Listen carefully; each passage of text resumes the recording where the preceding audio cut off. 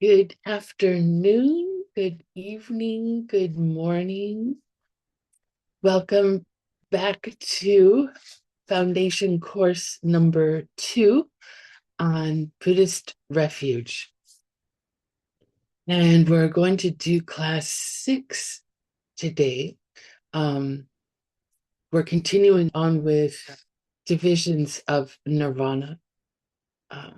We're also going to talk a little bit about what the final stages are like on the way to nirvana.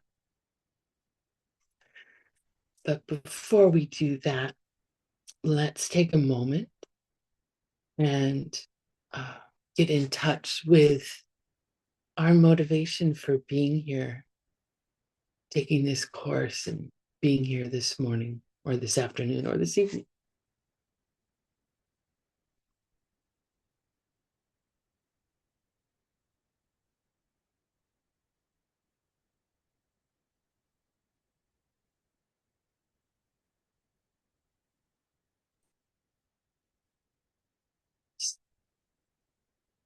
Think about for a moment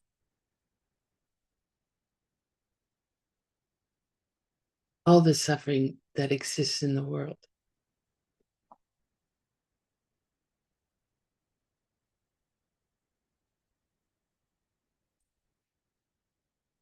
If we give it any serious thought,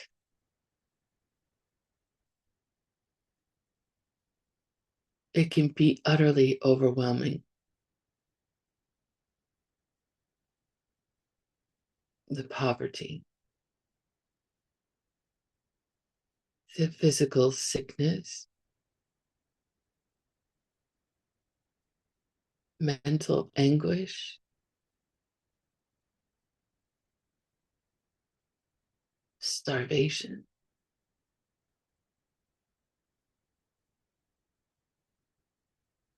violence,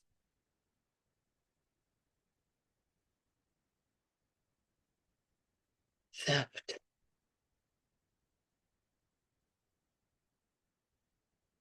war,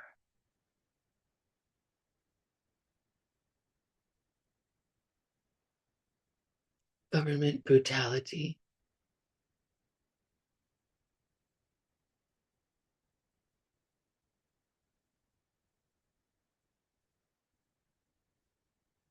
jealousy.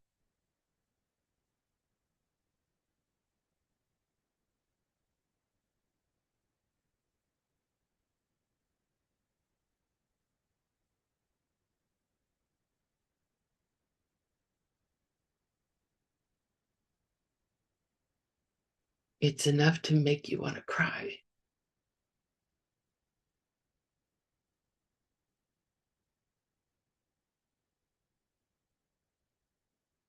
It's more than enough to make you want to cry.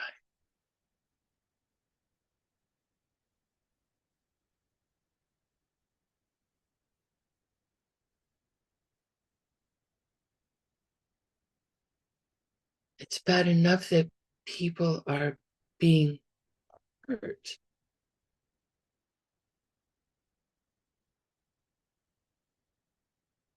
But think of all the negative seeds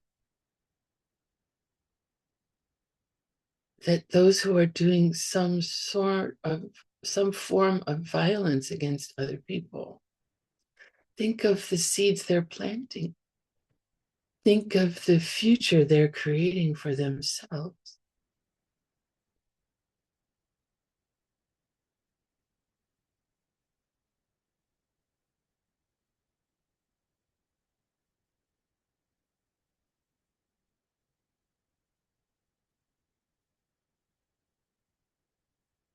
Think of those who are being harmed by others.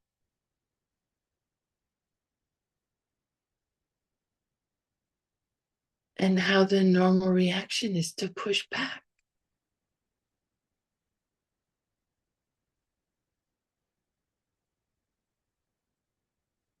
Out of some righteous self-preservation.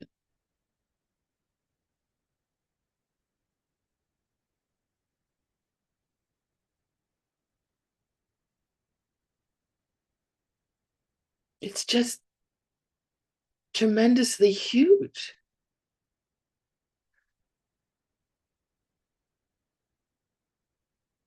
And it's tragic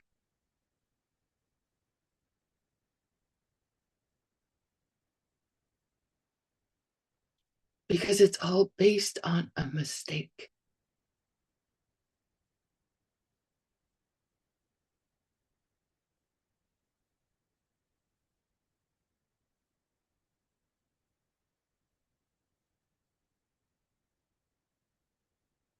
The simple misunderstanding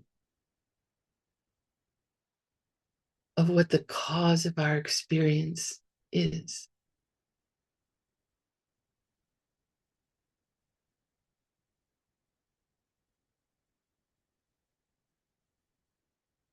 How we've treated others in the past.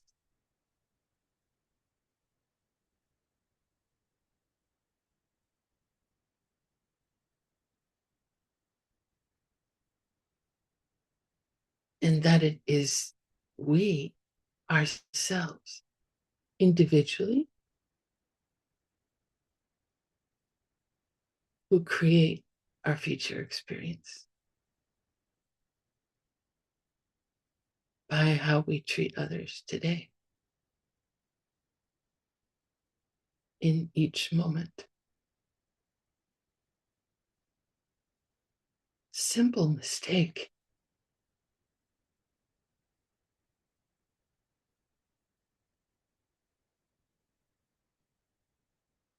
One that so few people understand.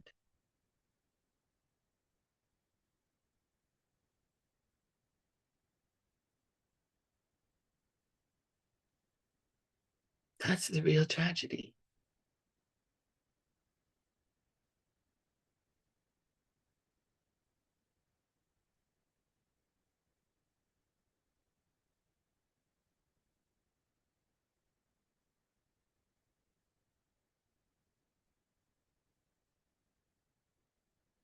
So may our time together in this course, in this time today,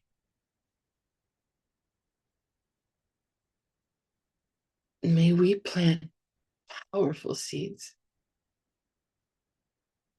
for increasing our own understanding and wisdom of how things are.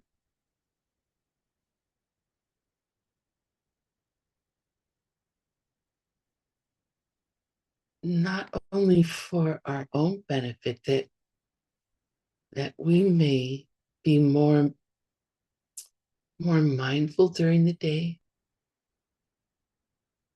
in remembering and putting what we've learned into practice.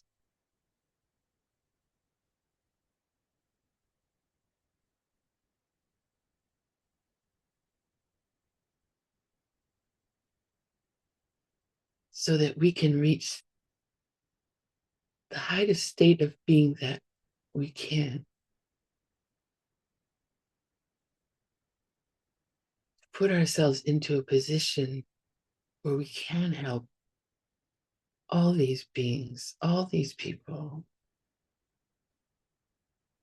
come to understand, so that suffering may truly come to an end.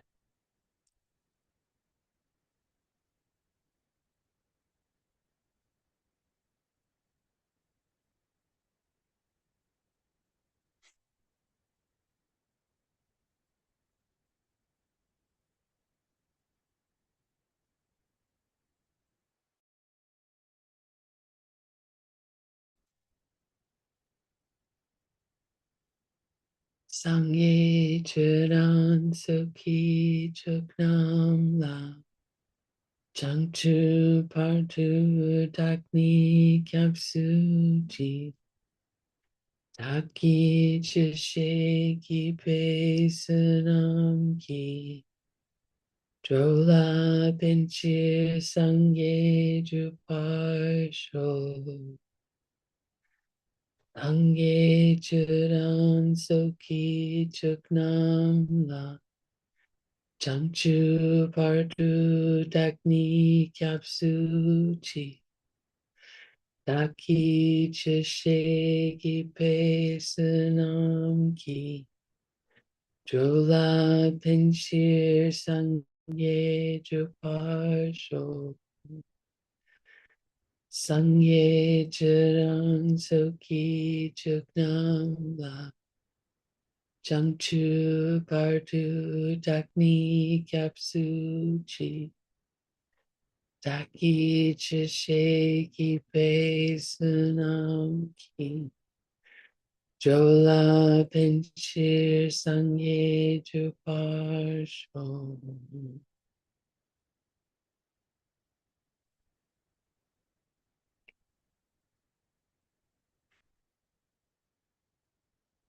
Sashi Puki Chukshin Meto Tram Mira Blingshin Ninde Gempadi Sangye Shindu Mikte Owargi Jokun Namdak Shingla Chuparsho Hiram Guru Ratna Mandala Kanya Yatayami.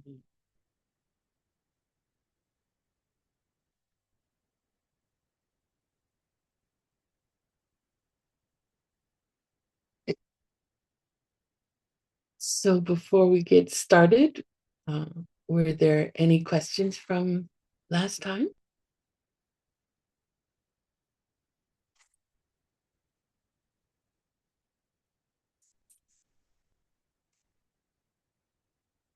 Okay, you're still raring to go. So we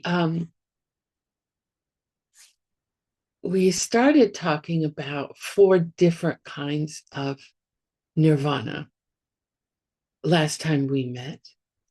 And the first time, or the first the first kind is natural nirvana, right? And is that real nirvana? We also talked about the definition of nirvana. Does natural nirvana meet the definition of nirvana?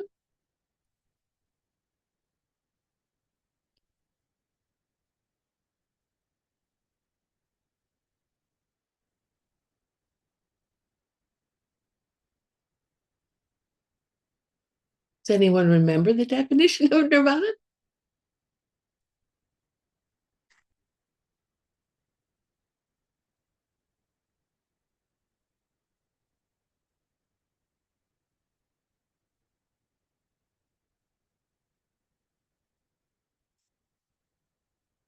Right? It's that state of mind that, due to individual analysis,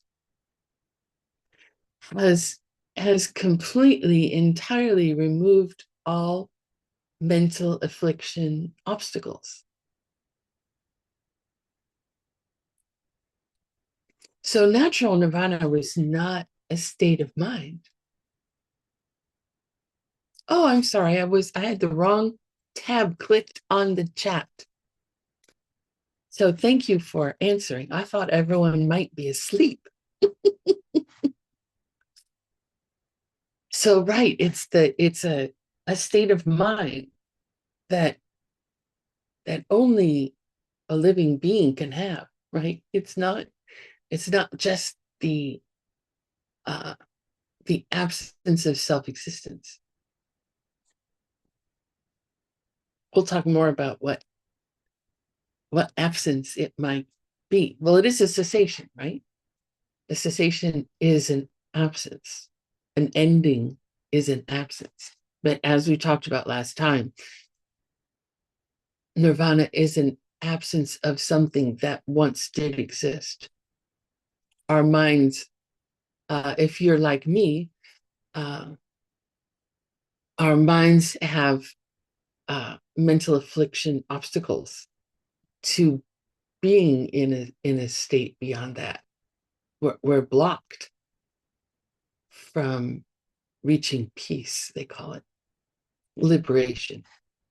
Okay, so that was the first kind of nirvana, was a kind of nirvana that's not really nirvana. It is the emptiness of, it is the lack of self-existence of things. That this thing is not what it appears to be. How it exists and how it appears to exist don't match.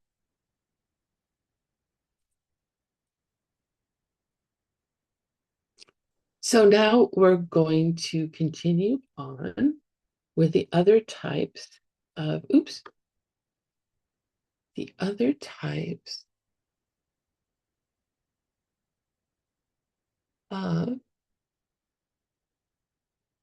nirvana.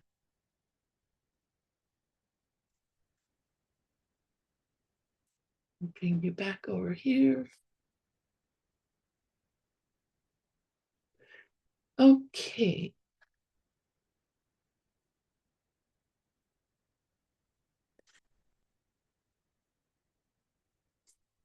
So the second and third types of nirvana, I'm going to give you their names first, and then we'll go through, because the phrases are so similar. The first one is called plakshe nyende.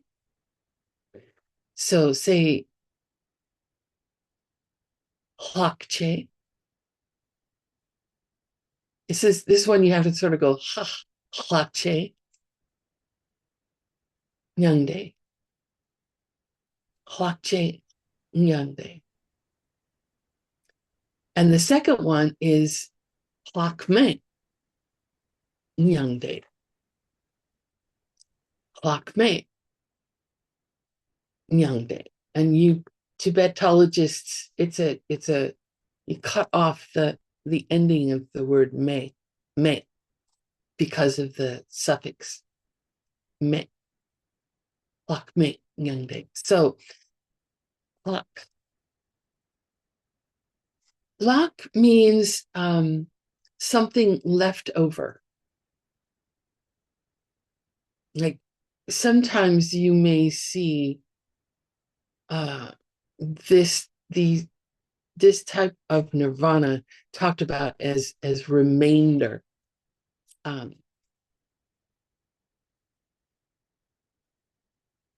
Geshe Michael likes left over, something left over. Che means with, together with, along with. So hlak che is with something left over. To help remember what this means, kukpa is the word for soup. And to clock is the word for leftover soup, which apparently some people don't like. I rather like leftover soup myself, but some people don't. But that's how you can remember clock, leftover soup. And then Young Day we had last time, right? That means nirvana. And the full form, Nyangenle Depa. And what does that mean? Not the full definition, but just remember those words in Tibetan means something different than the Sanskrit word nirvana. Does anyone remember?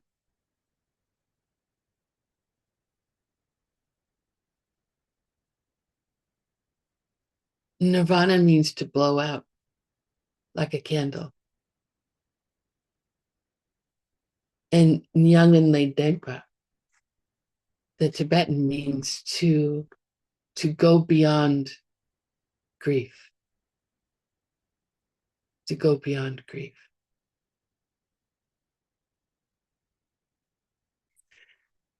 So then Lakme,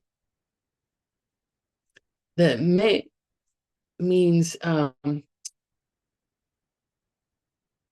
it means it doesn't exist. So we can say that how to translate this word for this phrase is without remainder. So we have nirvana with something left over, and nirvana without anything left over. So what are we talking about? What is left over or not left over? Because the mind, from our definition of nirvana, we know is free of mental affliction, obstacles in their entirety. The mind has gone beyond grief.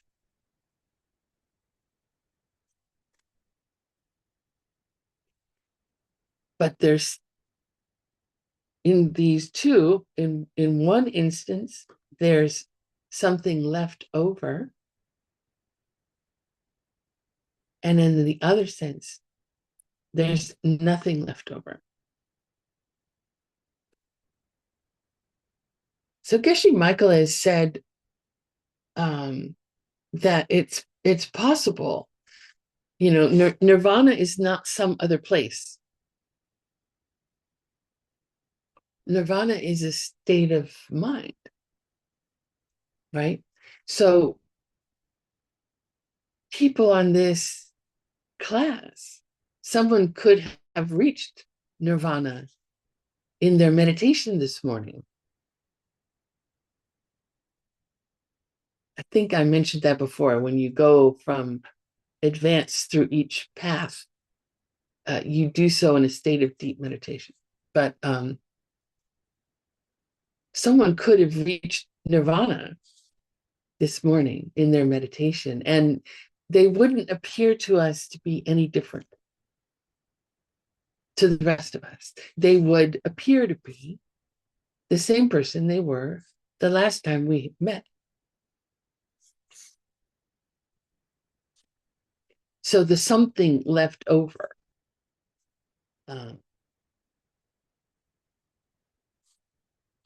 are the 5 heaps. I forgot to write down the word, but it's separately, but it's pungpo. Pungpo. Heaps.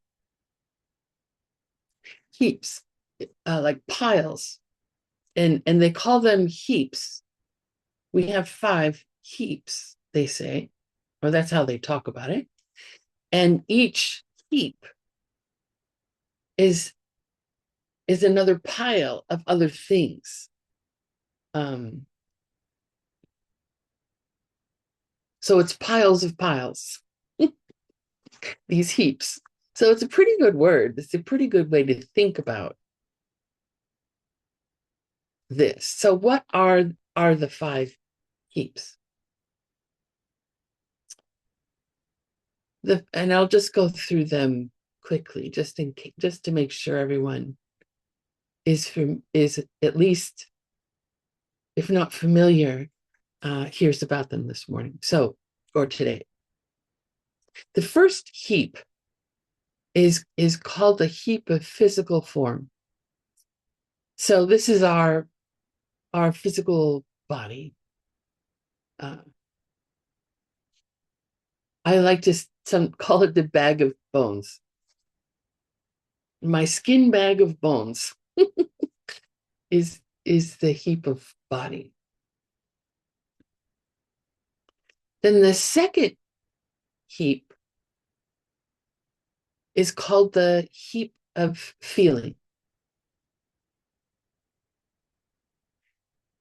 This can mean physical feeling, like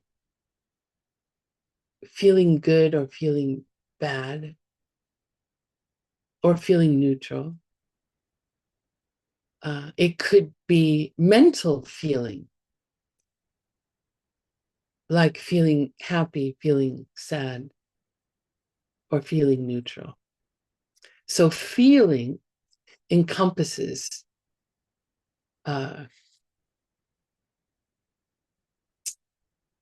mental and physical, but it itself, feeling, is a mental function. So remember, we talked about main mind, and main mind has mental functions. So main mind is the state of being aware. And then mental functions are like the thoughts and emotions that arise in the mind. So feeling is one of those kinds of mental functions that is always present. Always present, always accompanying our main mind, our main mental awareness.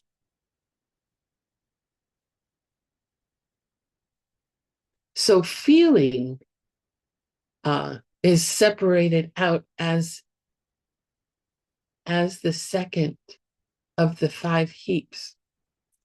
These days, when Geshe Michael talks about 5 heaps, he doesn't use that phrase, even though that's the phrase that's in the teachings, the source material. He calls it body and mind, because if we could say that body and mind, that's a heap of 2, right? So that heap of 2 has a heap of 5. And then each of those 5 is heaps of more things. So feeling is pulled out separately. Then the third heap is called the heap of discrimination.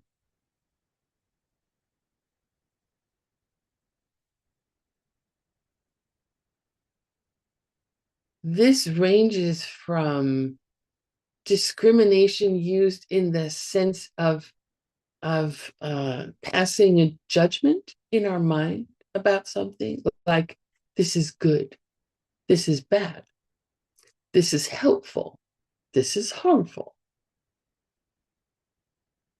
this is wise, this is stupid. That's like a very gross level of discrimination, the judgment version. And then there's also just the simple discrimination of like when we're looking at our computer monitors and we're discriminating different colors and shapes from each other. We're discriminating, oh, this is Katie. Oh, this is Maria. Oh, this is Trantui. We're just finding, I like to think of it like it's the function of the mind that makes objects. It takes in sensory data from our eyes in the case of looking at a monitor, but also through our ears, through our tactile sensation, through tasting, through smelling, through hearing. We're discriminating, for example, sounds into words.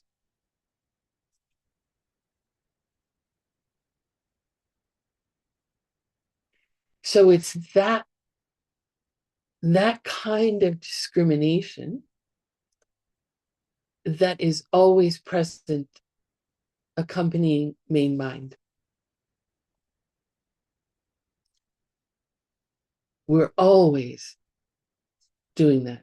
We're always making objects out of all the data that is coming into our mind through our physical senses. Then the fourth heap is it's the grab bag heap. It's the heap where every other mental function there is, depending on which school, it's 44 or 46 and 52 different mental functions exist in that heap. So, love is there, pride, jealousy, anger.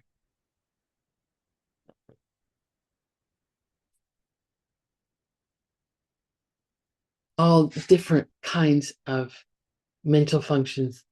The rest of them are in that heap. And then the fifth heap is mind.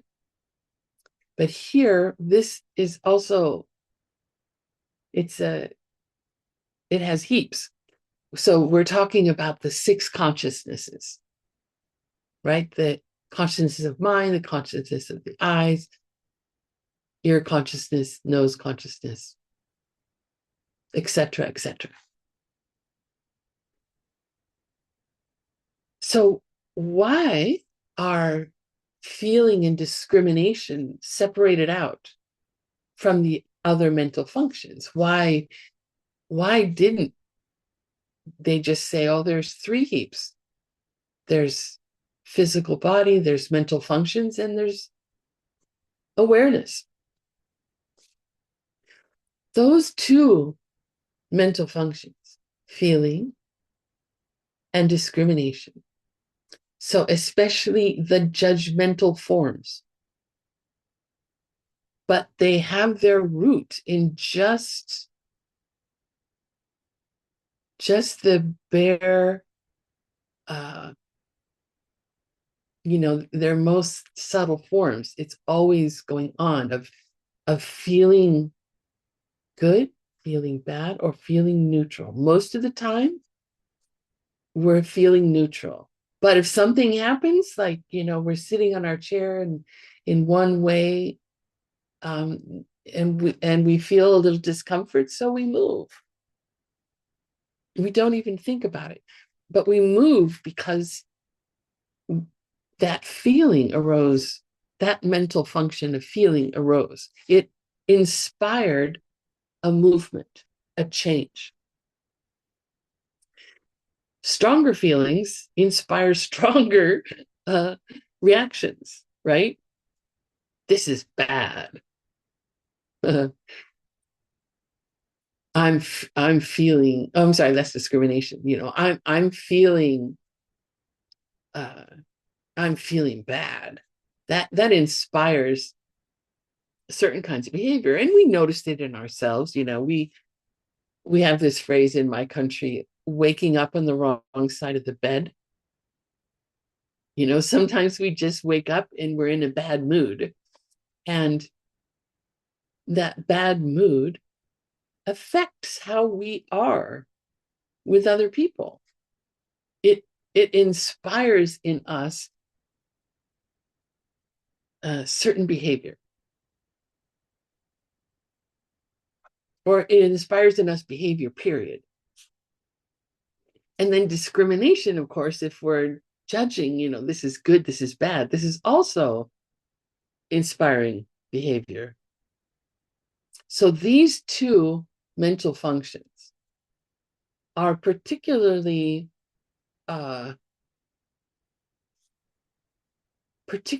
strong in terms of inspiring the ones we're most concerned about, inspiring us to create negative seeds, inspiring us to harm others, to take something from someone else, to speak badly about somebody else.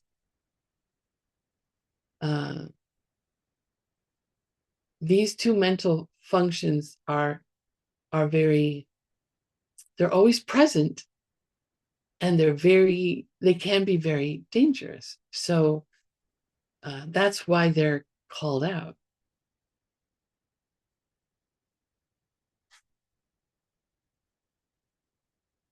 So when we talk about what's left over, we're talking about Duknyal Ki Kongpo. Duknyal, that means suffering. So we're talking about the heaps of suffering. So if you've been coming to Mixed Nuts Translator course, you know that in the Wheel of Life, and also in Abhidharma, in Stanley's book, Sugang and Stanley's books, talk about these suffering heaps. And suffering heaps, it means that they were created from the ripening of negative seeds that were created in the past. So when you've reached nirvana with something left over, you do have a cessation of mental affliction obstacles in their entirety due to individual analysis of the 4 Arya truths on the path of seeing. But you still have a body and a mind that, they're a continuation of what you had the moment before you became an Arya, the moment before you attained nirvana. So this body, flesh and bone, this is that's not shall we say, a divine body. It is it will die. This physical form we have will end. And, we will need to talk about what happens when we give up the remainder, what's left. There are gross forms of body and mind, and there are subtle forms of body and mind. We're never without 5 heaps, but we will be without gross 5 heaps. We will be without this kind of heap that feels so concrete. This heap is built around this subtle heap. In yoga, they talk about, and in the Diamond Way teachings, they talk about channels. These are very subtle yet physical, energetic pathways around which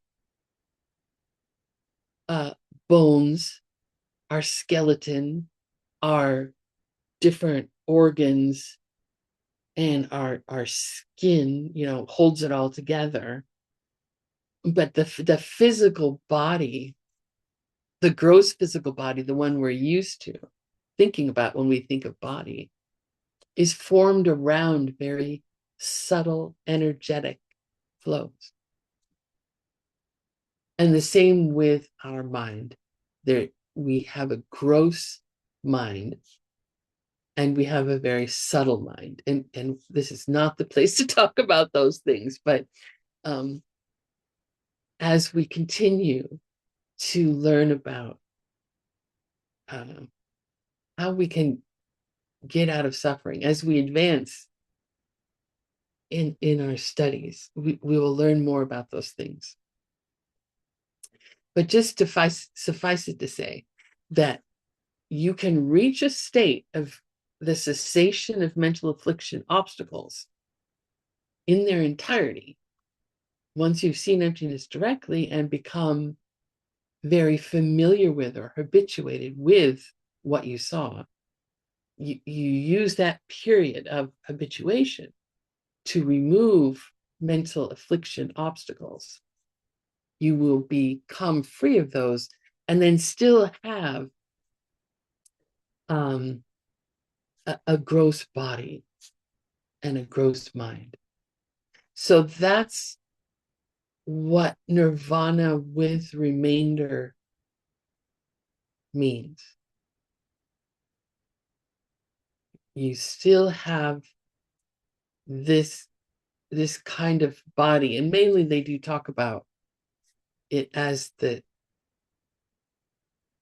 or when I hear teachings about this, it's mainly about the body. So, for example, if you have a body that has some disease in it, some cancer or some, I don't know, some immunity problem, that continues on. Getting rid of mental affliction obstacles doesn't cure your cancer or make your body completely, totally healthy. No, those are the manifestation of seeds. So they have ripened, those seeds have ripened into the condition of cancer, let's say. So that doesn't end because that's not a mental affliction obstacle. So you can be in the state of nirvana and still have a body that is suffering. Now, what does a person who is an arhat, a person who has, as the Tibetans say, gone beyond grief, what happens if they get into a car accident? Do they feel pain? Do they feel physical pain?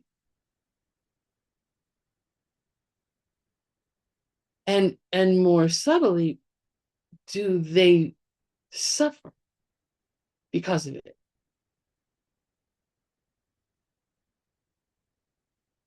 They obviously are a person, as we've talked about before,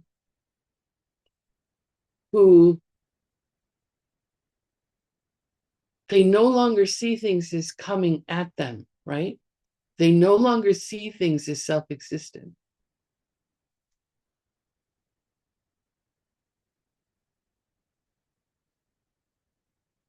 So they know, they've gone beyond just the belief of someone who has seen emptiness directly. that things are not self-existent. So could they suffer? Like, is our suffering about the things that we label as good and bad, painful, not painful? Is the suffering deeper than just that kind of judgment?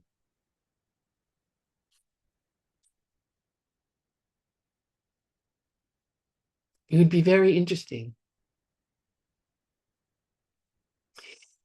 And then the nirvana without remainder is when there is no longer, they say they pass to their final nirvana. They don't call it dying. They pass to their final nirvana, which means that they no longer have anything left over, anything remaining.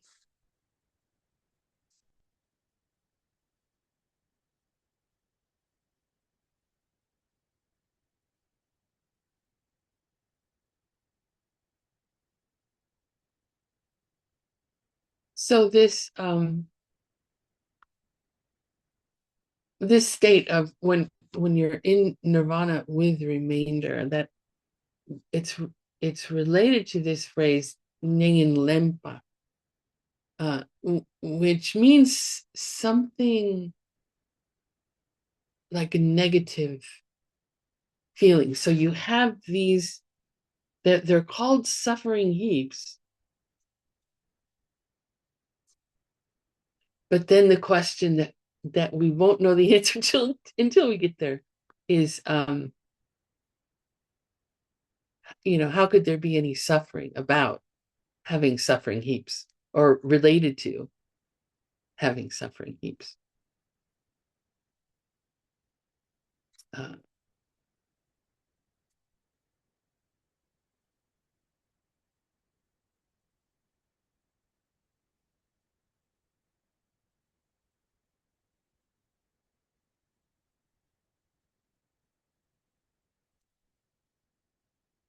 so those are the 5 heaps, and how those are related to those 2 kinds of nirvana: nirvana with something remaining, or with something left over, and nirvana without anything left over. Now there's different, there are different philosophical schools. The 2 lower schools, and they're just lower and higher in terms of what's your motivation. Is your motivation to get yourself individually out of suffering? Or is your motivation to get yourself and all other living beings out of suffering into total and complete enlightenment? So that's lower, it doesn't mean low. Low is very high, actually. It's just that the greater way is even higher, that's all. Anyway, so the 2 lower schools, those looking for individual freedom from suffering, they say that there's, even though you no longer have the gross body and mind, that there's still some, they say there's some continuation. There's still someone, because the higher schools say, well, what, there's this idea called Jinche. Where did I put that? Here, Jinche. They do talk about it as your continuation is cut off.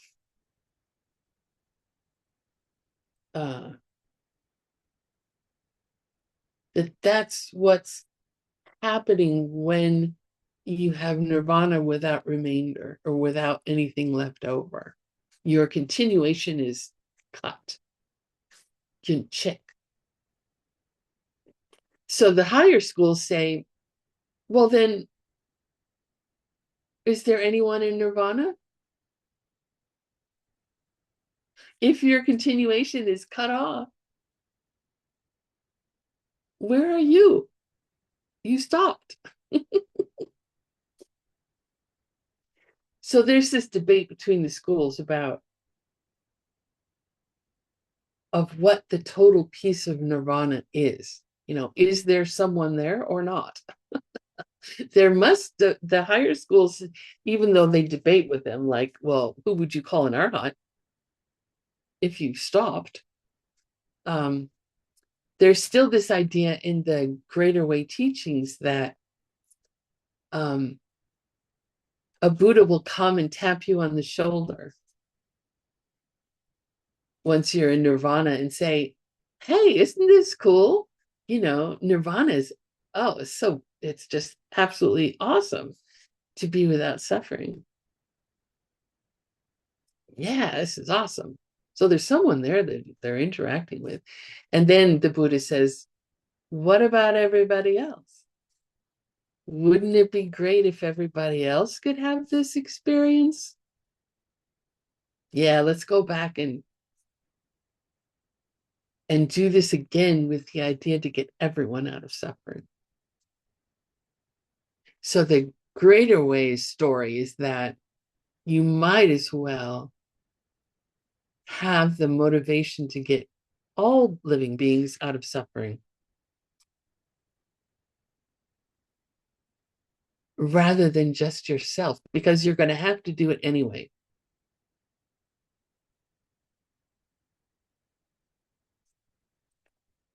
The fourth kind, so we've got natural nirvana, nirvana with something left over, and nirvana with nothing left over. And now the fourth kind of nirvana is called minepe nyande. Minepe. Now, that's a negative particle, so it means not. Nepa, with this spelling, means to stay or to abide. It can mean a place, but when we're talking about as a verb, it's to stay, to remain. And then Yangde again is nirvana. So this minepa, to nirvana which does not stay, nirvana which does not remain. Where doesn't it stay? To two places. It doesn't stay in Sita, and it doesn't stay in Shita. So this is a high tone, Sita, and this is a low tone, Shita. So Ta, Geshe Michael's teacher is Geshe Lobsang Tarchin. And Tarchin, the tar in Tarchin, it's this kind of ta with this spelling with a little grammatical particle at the end. You get rid of this little apostrophe, which is this character, and you replace it with a ra, tar. So ta means an end or an edge.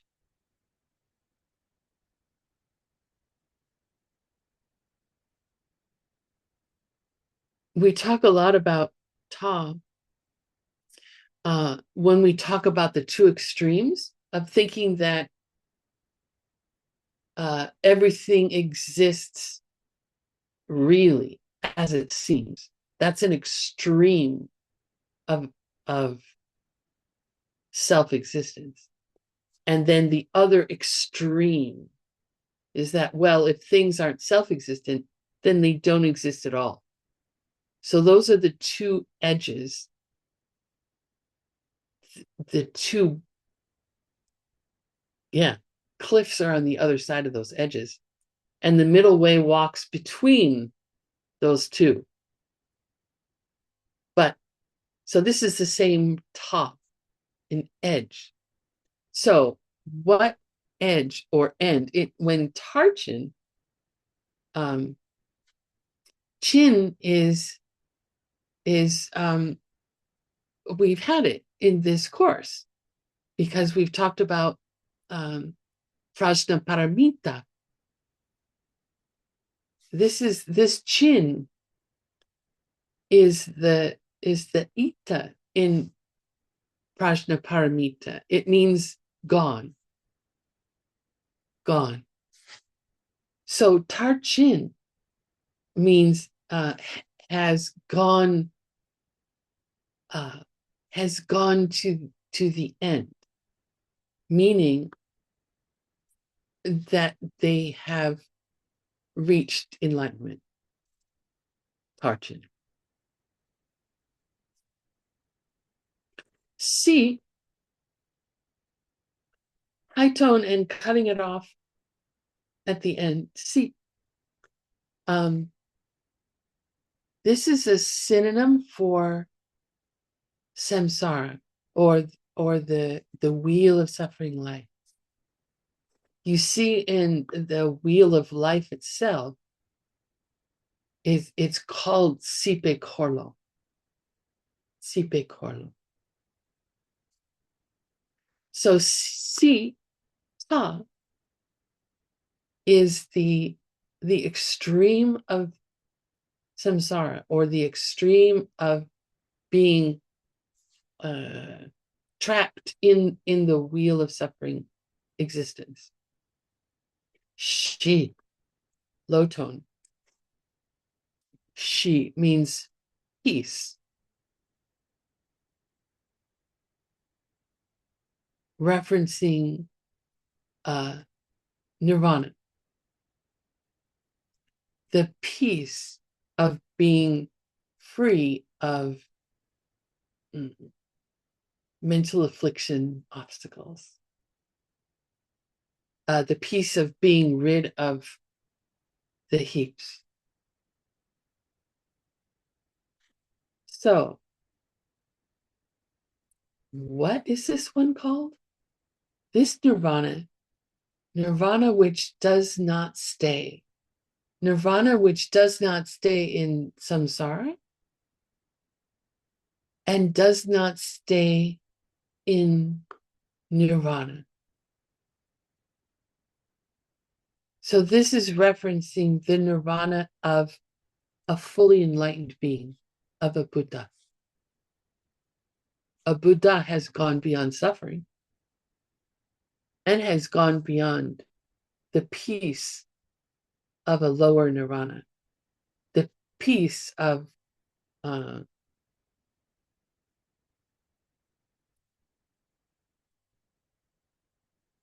the peace of just being free of the wheel of suffering yourself.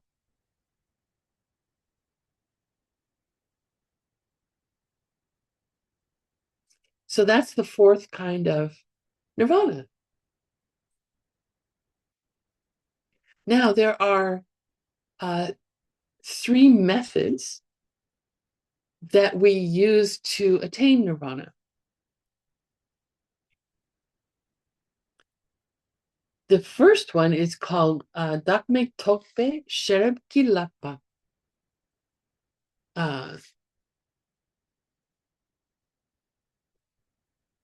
Dakme, some of you may recognize, it means no self. Dak is self, me is there is none, right? Dakme, no self. Meaning,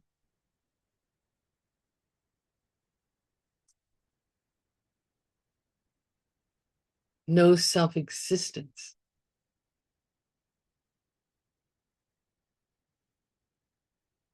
Because this applies to not only living beings. I don't know about in your language, but the word self in my language is usually related to a human being, sometimes an animal, a pet. But it also applies to this thing. It applies to everything. Tokpa, you may also recognize this one. If you took course 1 with me, we use this word a lot. Tokpa means realization.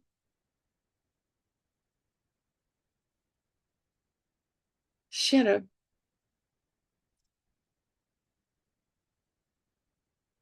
this word can mean intelligence, but here it means wisdom. There's another word called yeshe, which is more commonly used for wisdom, but here we have shera being used for wisdom.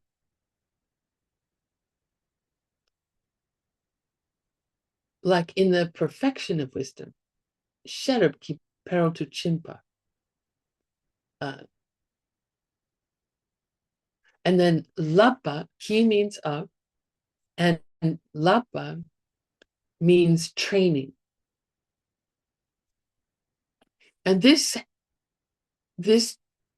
training in the wisdom that realizes the absence of self-existence. This is one of the 3 extraordinary trainings, they call them. The third one is the extraordinary training of wisdom, and that's what this is. The wisdom which realizes no self. So this here is referring to not only wisdom or intelligence that understands what no self means, but also the wisdom which has realized no self. So we are training, increasing our understanding, increasing our muscle for meditation and being single-pointed on an object of meditation. We are doing these extraordinary trainings so that we can reach the state where we have the wisdom that realizes directly the absence of a self. So this is the first kind of training in becoming an Arya.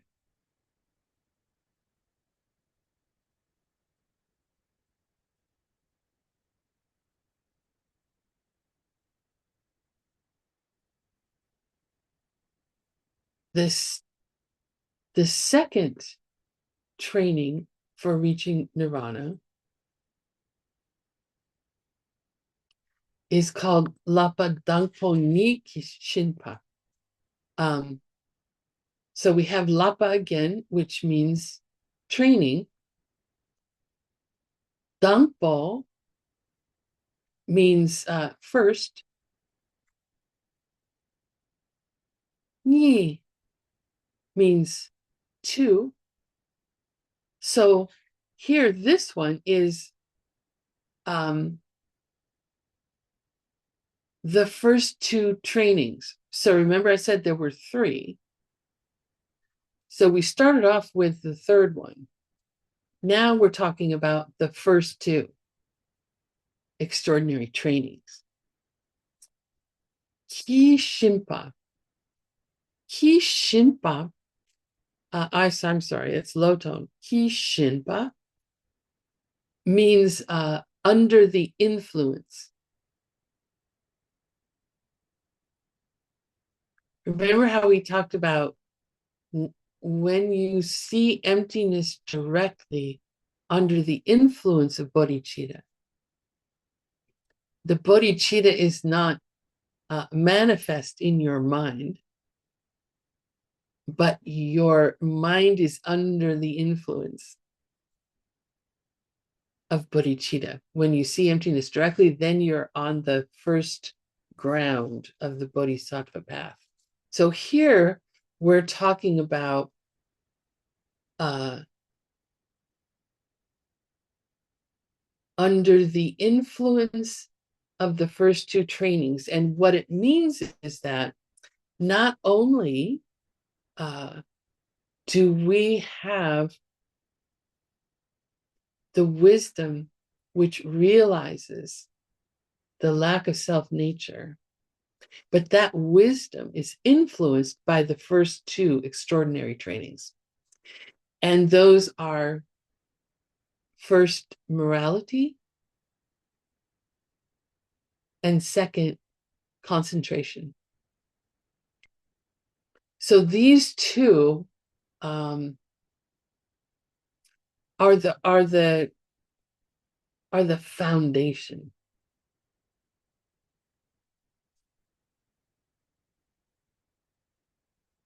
Without concentration, we would not be able to be single pointed on the absence of self-existence. Impossible. We have to be able to meditate.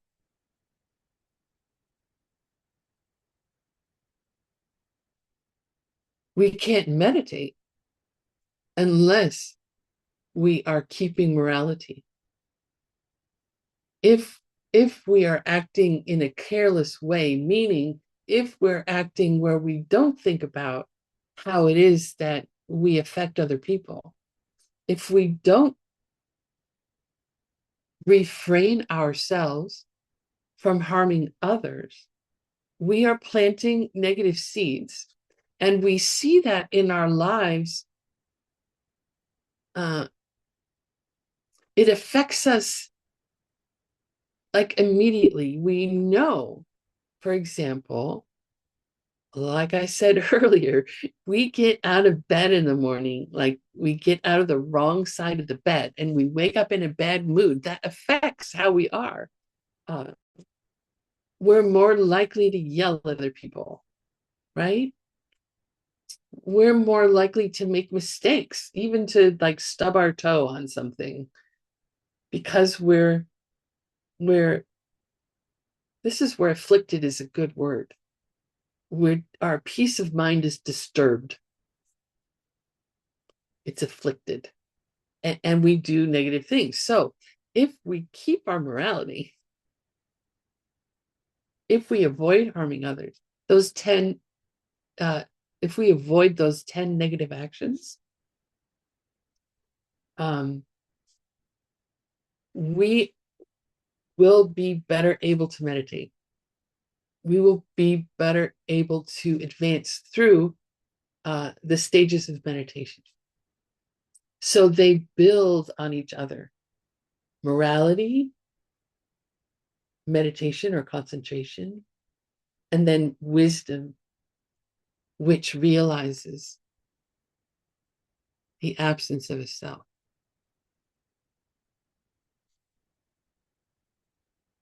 So those two go together. Those two trainings go very well together.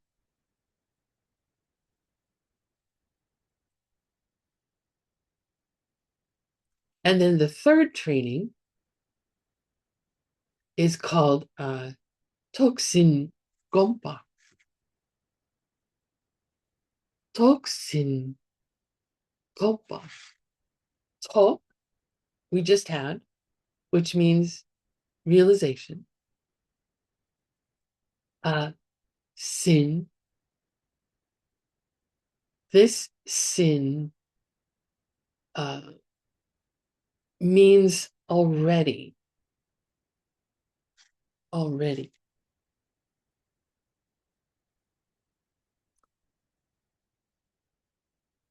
When you attach sin to another word,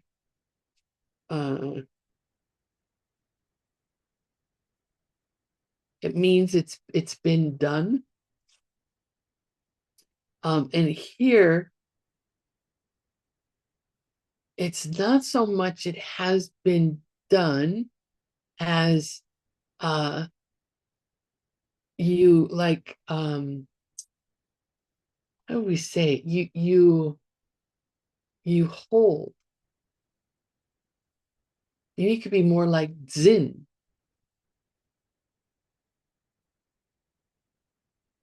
Oops.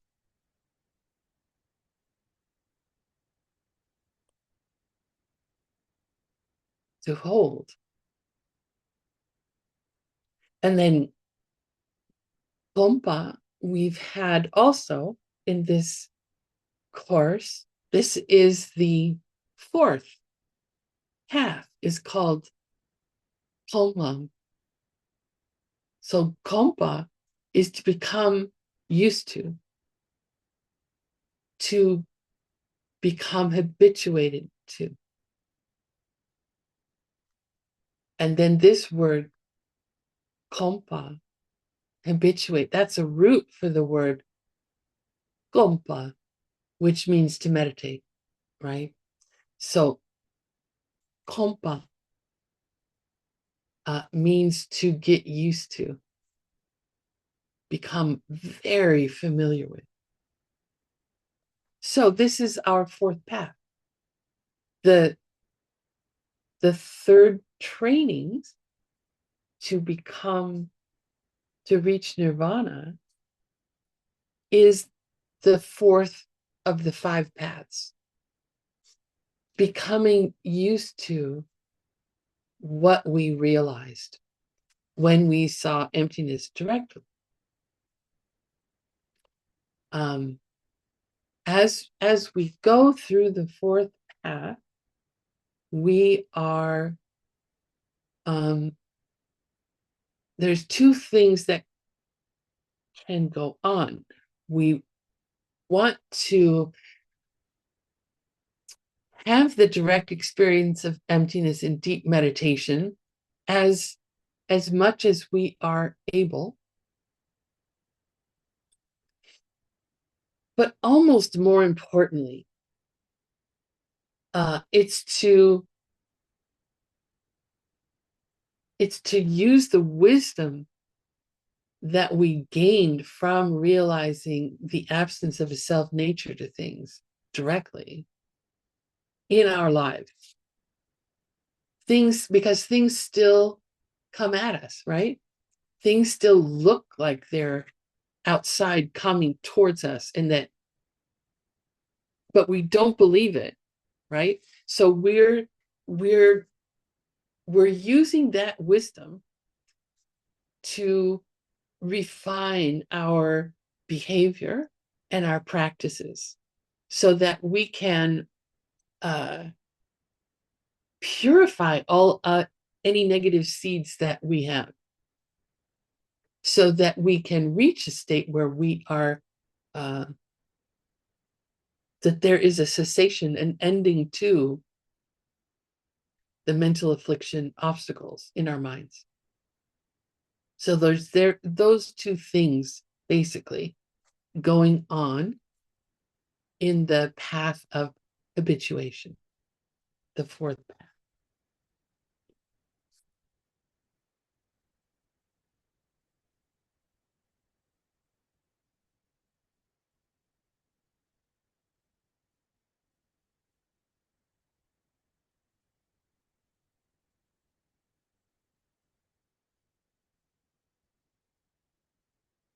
And there's just one last thing to talk about, and that is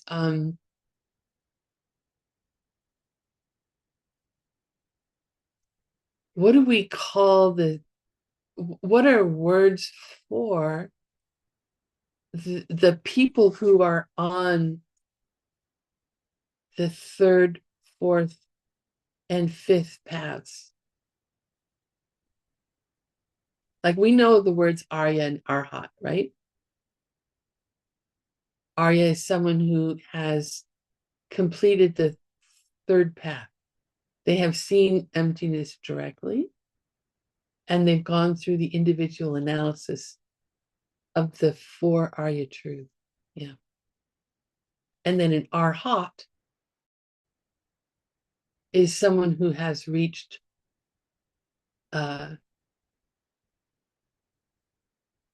nirvana.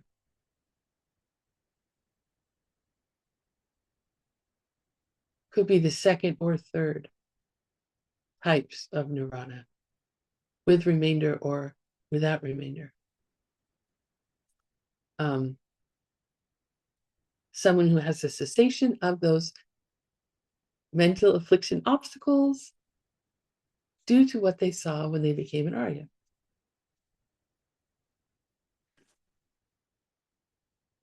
But there are some other words, so that the another word for an Arhat, so someone who has reached the fifth path, right?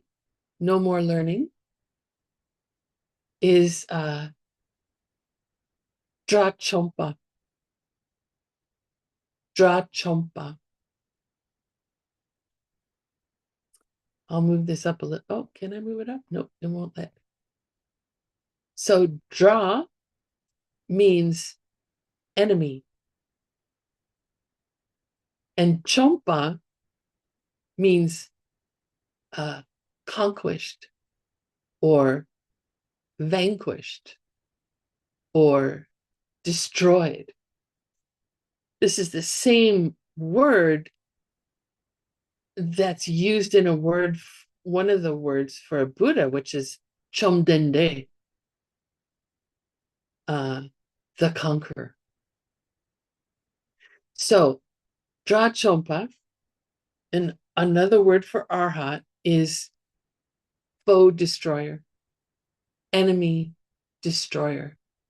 And what is the enemy? It's mental afflictions and negative karma, right? They have vanquished the enemy. They have a cessation of those mental affliction obstacles.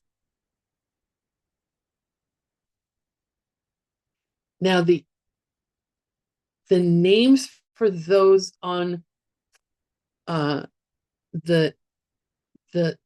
third and fourth path, we've got three names to talk about. The first one, and we'll go in order. Should I say this? No, I shouldn't. We'll talk about that in a minute.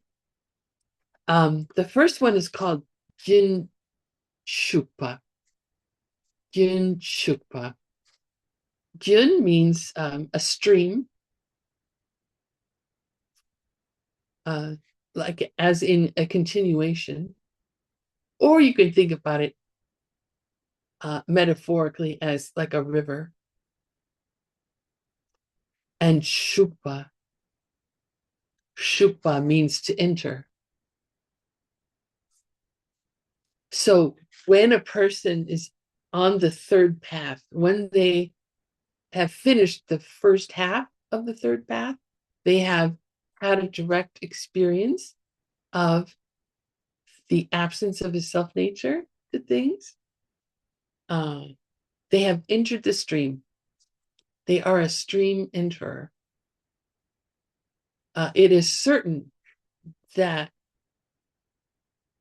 one who has entered the stream will continue ascending through the remaining paths. And in fact, they have an understanding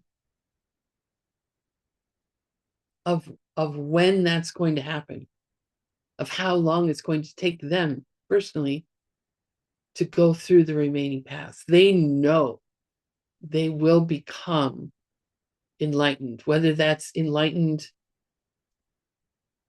on the lower two tracks, the listener or the self-made Buddha track, or whether that's the total and complete enlightenment of the Bodhisattva track.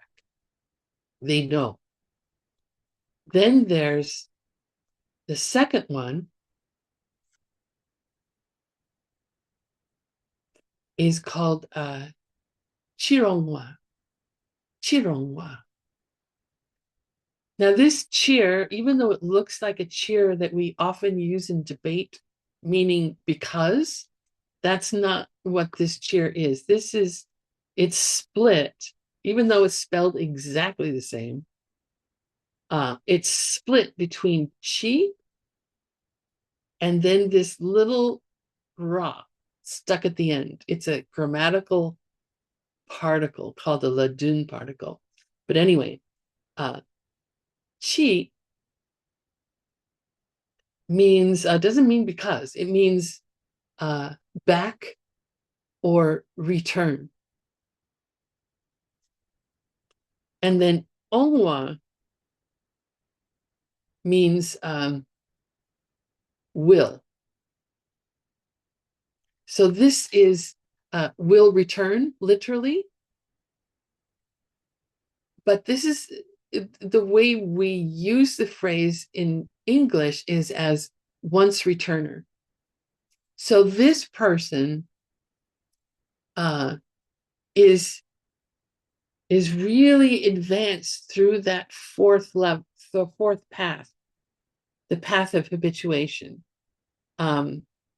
They only have, because they know how many lives it's going to take, right? Once they became a stream enterer, they knew, oh, it's going to take 7 more lives. They know they're in, excuse me, life 6. So they're very close to reaching the end of the path of habituation. So they've got one more time that they have to return to a rebirth in the desire realm to finish the work that they have to do. So they're a once returner. And then the last one is called Chirmyongwa. So this just have this negative particle here, meaning literally will not return. So this means this person is on their last life in the path of habituation, and they're just about to enter the path of no more learning. They're just about to become, again, either an arhat on the listener or self-made Buddha tracks, or a Buddha on the Bodhisattva track. So they will no longer return to take birth in any of the 3 higher realms. This doesn't exclude, a Buddha, a fully enlightened being, can manifest, right? Can manifest a Nirmanakaya in any realm, right? So it's not talking about that, but their Sambhogakaya, their paradise body, a Buddha, their paradise body lives in paradise 24/7. From that paradise, they send out emanations to other realms to help living beings.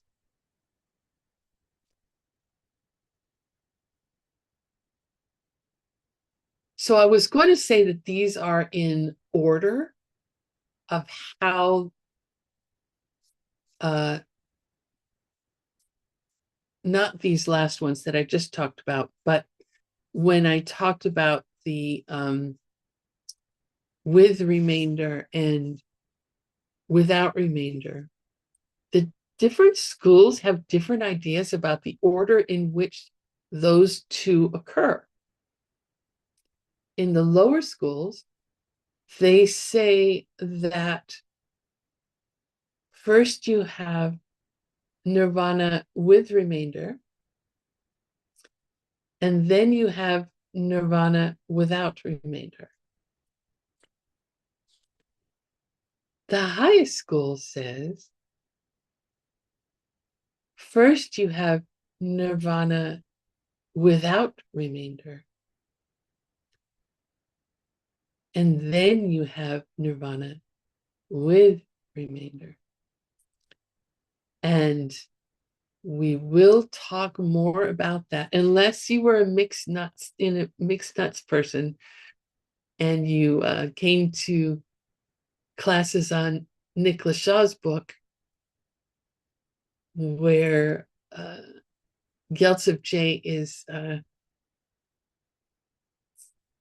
in his commentary on the Buddha's 60 verses, which is basically showing the lower schools that they've been getting teachings from the higher school all along. They just didn't realize it. But there, in that book, there's a discussion of which comes first, depending on which philosophical school you belong to.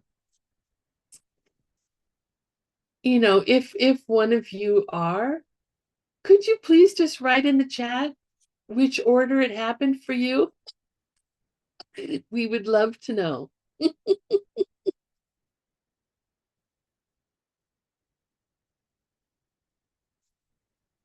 Okay, so that's all the material for today's class. Thank you so much for coming to these classes and giving me the opportunity to share these teachings with you. I feel very so fortunate to be able to do so, and it's the highlight of my day. So thank you so much for that. So let's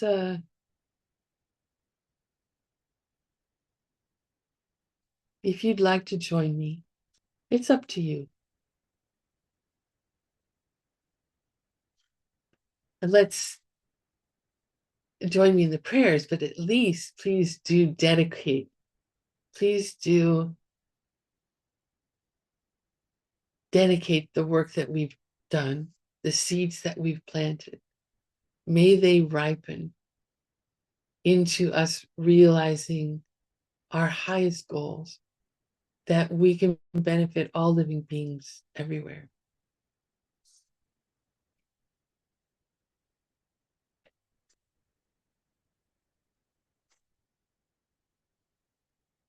Sashi Puki Jukshin Meto Tram Rirabling Shi Ninding Empati Sangye Shindu Mikte Uarki Drokun Namdak Shingla Truparsho Idam Guru Ratna Mandala Kamniyatayami.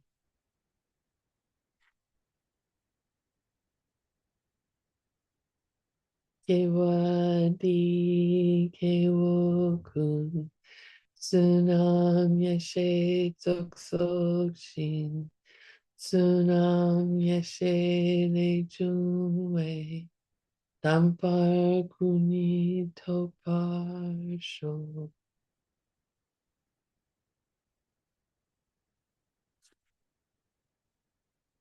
Thank you again for your practice and your presence. Thank you, live translators. I do so appreciate what you do for all of us. Thank you, ACI. Thank you, Geshe Michael. Okay, have a wonderful weekend, and I will see you next week. Благодарю, достопочтенная Утпала. Рады. Thank you so much, teacher.